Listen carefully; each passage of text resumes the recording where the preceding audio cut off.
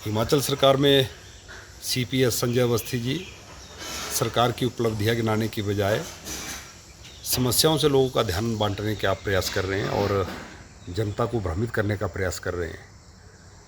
आज मैं उनका बयान सुन रहा था। उन्होंने कहा कि भारतीय जनता पार्टी की सरकार के समय में 6 करोड़ के फुलके बांट दिए गए और भाजपा समोसे की बात कर रही है। संजय अवस्थी जी को बताना चाहता हूं कि लोगों की समस्याओं के समाधान के लिए और लोगों की सुविधा के लिए भारतीय जनता पार्टी हमेशा काम करती रही है और 6 करोड़ की बात तो दूर की बात, 600 करोड़ भी खर्च करना पड़ेगा, उसमें भारतीय जनता पार्टी पीछे नहीं हटेगी। आप भ्रष्टाचार से और ऐसे मुद्दों से जनता का ध्यान हटाने का प्रयास कर रहे हैं।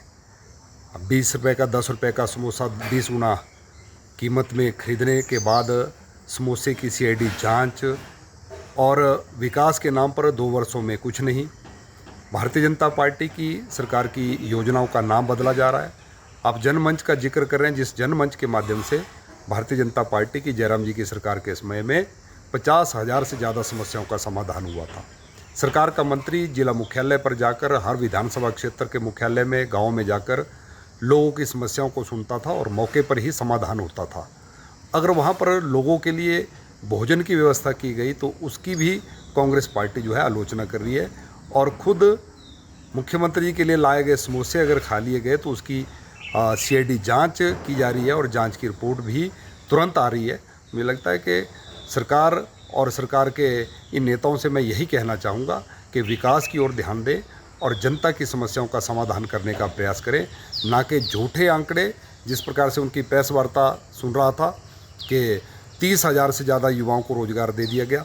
पत्रकारों ने जब पूछा कि किस किस विभाग में कितनी नियुक्तियाँ हुई और क्या अपने पब्लिक सर्विस कमीशन या सिलेक्शन बोर्ड के माध्यम से हुई, तो उस पर कोई जवाब उनके पास नहीं था। कुल मिलाकर झूठे आंकड़े पेश करके जनता का ध्यान बांटने का प्रयास जो है वर्तमान की कांग्रेस की सरकार कर रही है। हिमाचल सरकार में सीपीएस संजय अवस्थी जी सरकार की उपलब्धियां गिनाने की बजाय समस्याओं से लोगों का ध्यान बांटने के आप प्रयास कर रहे हैं और जनता को भ्रमित करने का प्रयास कर रहे हैं। आज मैं उनका बयान सुन रहा था। उन्होंने कहा कि भारतीय जनता पार्टी की सरकार के समय में 6 करोड़ के फुलके बांट दिए गए और भाजपा समोसे की बात कर रही है। संजय अवस्थी जी को बताना चाहता हूं कि लोगों की समस्याओं के समाधान के लिए और लोगों की सुविधा के लिए भारतीय जनता पार्टी हमेशा काम करती रही है और 6 करोड़ की बात तो दूर की बात, 600 करोड़ भी खर्च करना पड़ेगा, उसमें भारतीय जनता पार्टी पीछे नहीं हटेगी। आप भ्रष्टाचार से और ऐसे मुद्दों से जनता का ध्यान हटाने का प्रयास कर रहे हैं।